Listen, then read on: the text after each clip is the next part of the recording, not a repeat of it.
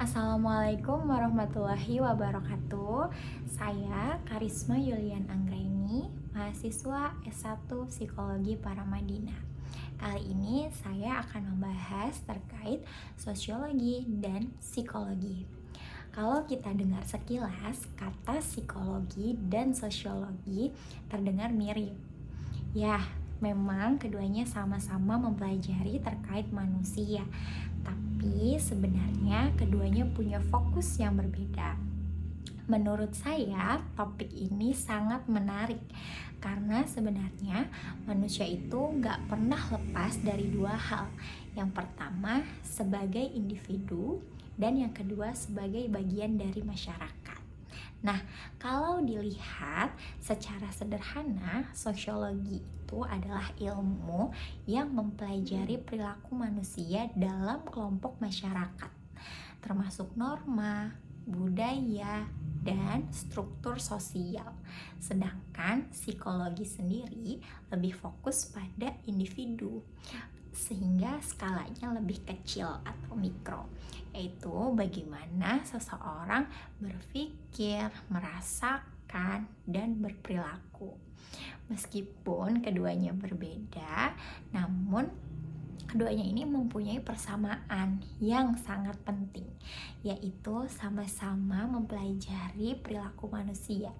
Ketika dua ilmu ini digabungkan, kita lebih bisa melihat secara lebih utuh, bukan hanya dari dalam dirinya, tapi juga konteks sosial yang melingkupi manusia itu sendiri. Nah, kalau misalnya kita tarik dalam kehidupan sehari-hari, itu contohnya akan banyak sekali. Kebetulan saya adalah terapis anak berkebutuhan khusus. Saya ambil contoh yang dekat sekali dengan saya. Misalnya seperti ini. Ada seorang anak yang di dalam kelas itu aktif bergerak, sulit fokus, lalu juga tidak bisa diam dari tempat duduknya.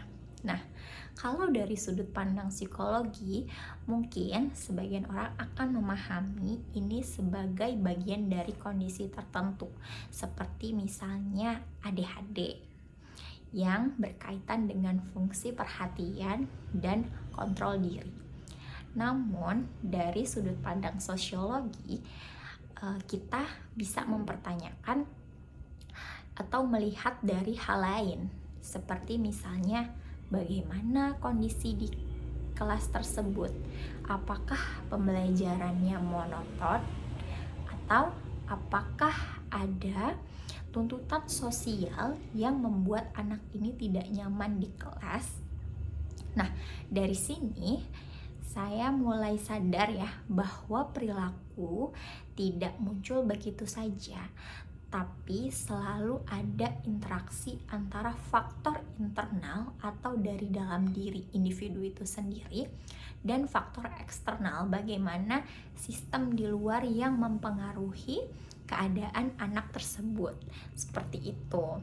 Nah, kalau dilihat dari sisi inklusivitas, karena saya cukup concern ya dengan hal ini, memahami sosiologi dan psikologi itu sangat penting supaya kita tidak langsung memberikan label pada individu atau pada seseorang, karena bisa jadi juga yang perlu disesuaikan itu bukan individunya, bukan seseorang tersebut, tapi juga lingkungannya, lingkungan di mana individu tersebut itu berada, bagaimana sistemnya atau bagaimana kondisinya, seperti itu.